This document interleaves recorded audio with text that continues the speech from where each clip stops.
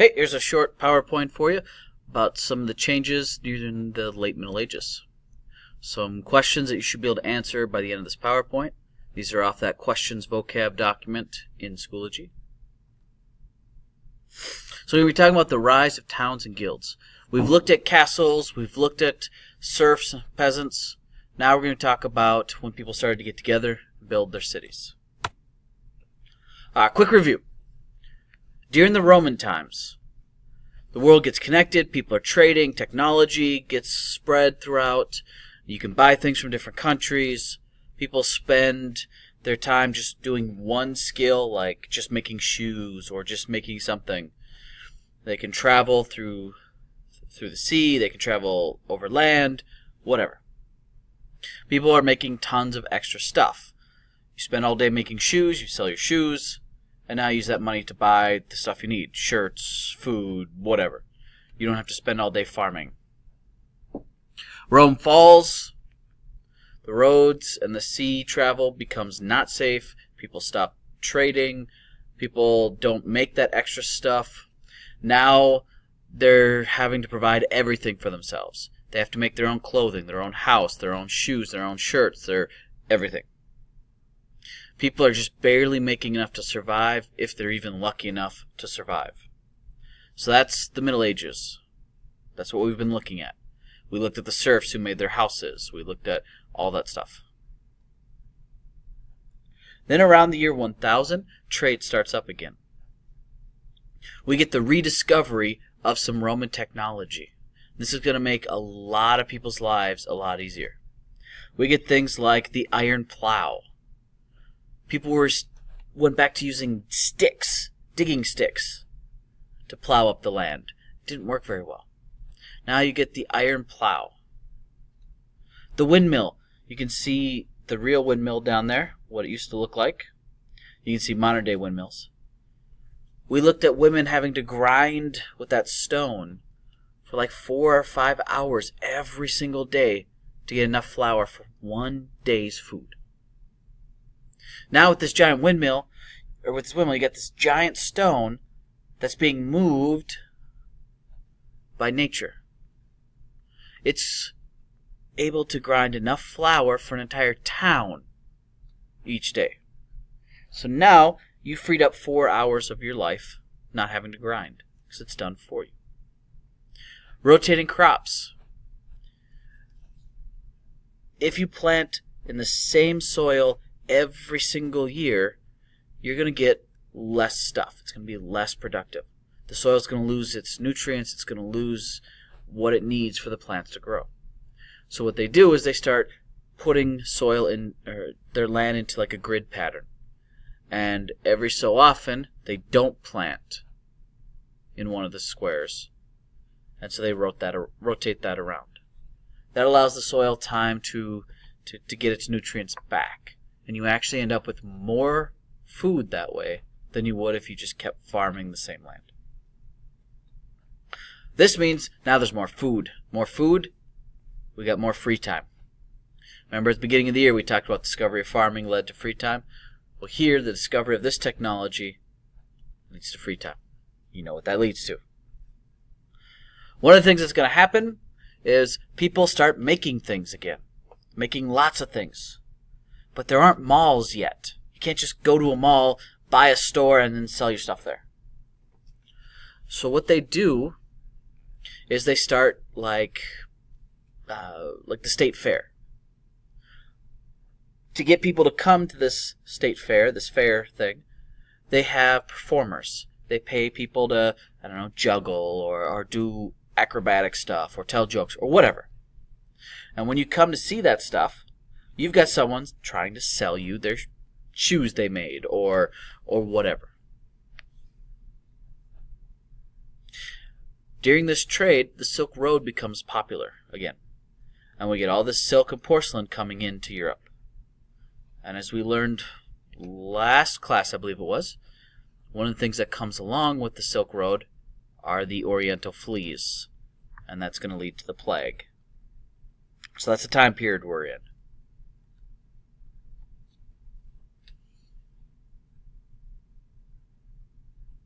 All right, so there are a lot of different effects from trading. One of the big problems is these different countries have different money. If you're in France and someone else is in Germany, French people are using French money, German people are using German money, and it doesn't really mix. So you get this problem. Maybe you're in Germany and you make cloth.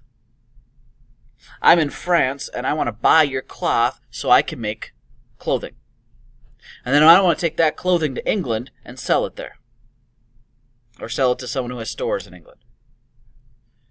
We need someone who's willing to exchange our money for us, a money changer. And so this new type of person called a money changer starts, as well as banks. So I'm going to Germany to buy some cloth, or you're a cloth salesman from Germany coming to France. We've got to go to a money changer. I have to exchange my French money for German money so that I can buy your German cloth. That money changer says that he'll give me $80 German money if I give him $100 in French money. It's not a great deal for me, but it's a great deal for the money changer. If I make the trade, now I can buy that cloth. If I don't, I can't buy the cloth. So I change my money over, I buy the cloth, cool. Now I go to England to sell to some stores after I've made the cloth into, shirts or whatever.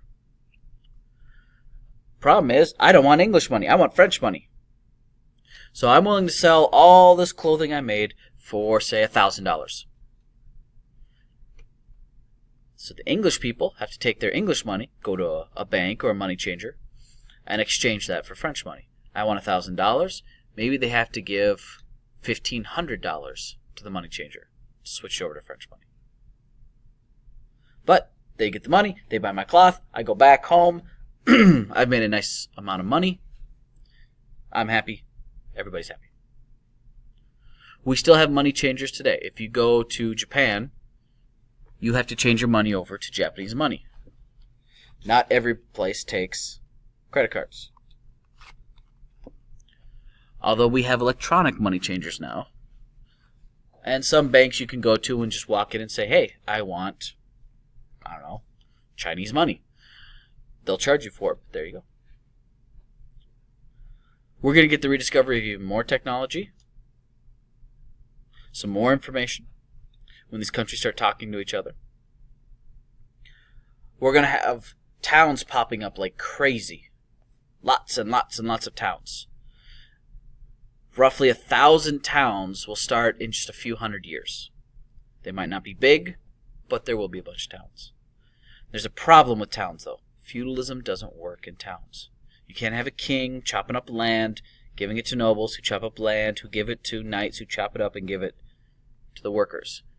Not in a city. It doesn't work.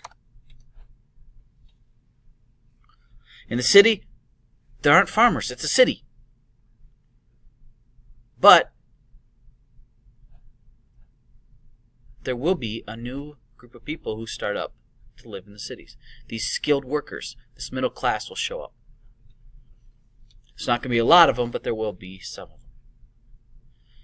With no farmers, there's no taxes going up to the knights. There's no taxes going up to the knights. There's no taxes going to the noblemen. There's no taxes going to noblemen. The king doesn't get his money.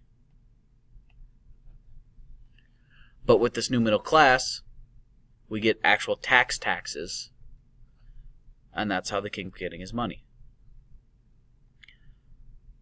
These middle class people, they're willing to pay their taxes, but only if the king is willing to listen to some advice, some advisors.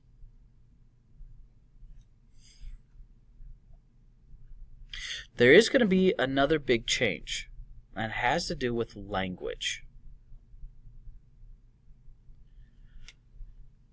Before this middle class showed up, the poor people, the serfs, they didn't really get proper education. So they just learned to speak from the people around them.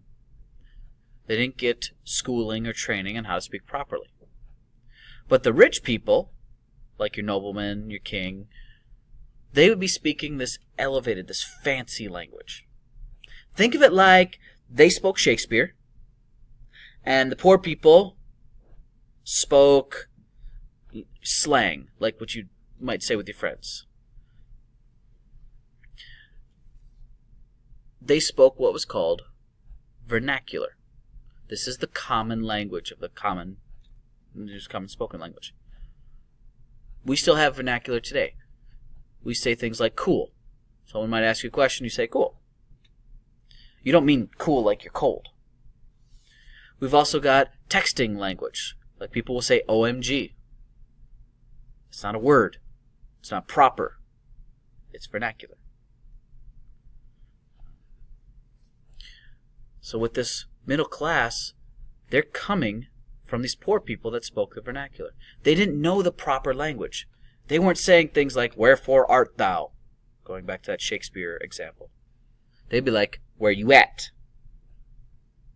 They wouldn't say, Juliet is like the sun. They'd say, Juliet's hot. So they don't speak this fancy, proper language.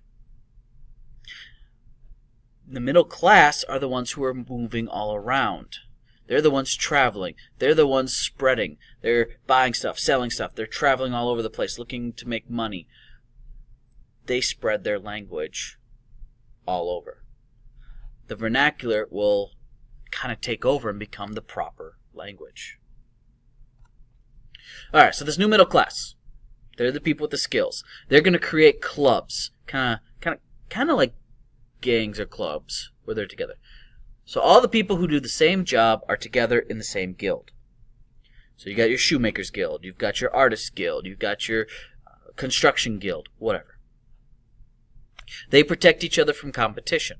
No one is allowed to open up a shop in that town selling the same stuff as you unless they're part of your guild.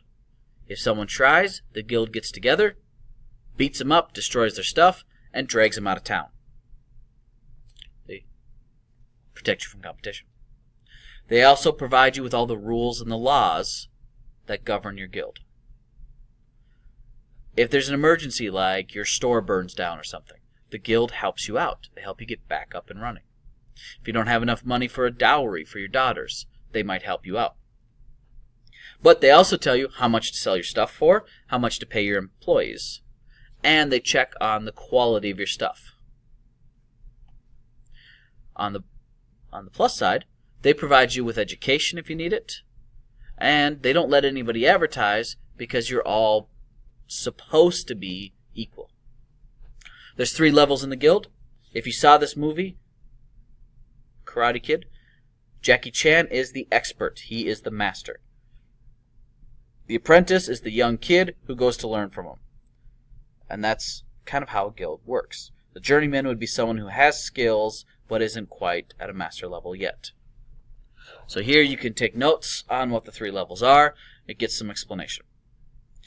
When we did our PowerPoint on what happens with the oldest sons in feudalism, you saw this little skill up, and when I talked about paying someone to teach your son a job, that's what I'm referring to. You pay someone to take your son as an apprentice. Alright, some more changes. The middle class has a lot of money. That equals a lot of power. The King, Henry II, he starts a jury system. He starts this court system and other stuff that leads to like common law, laws that exist because of tradition. Our court system today is based on this. The people are pretty happy.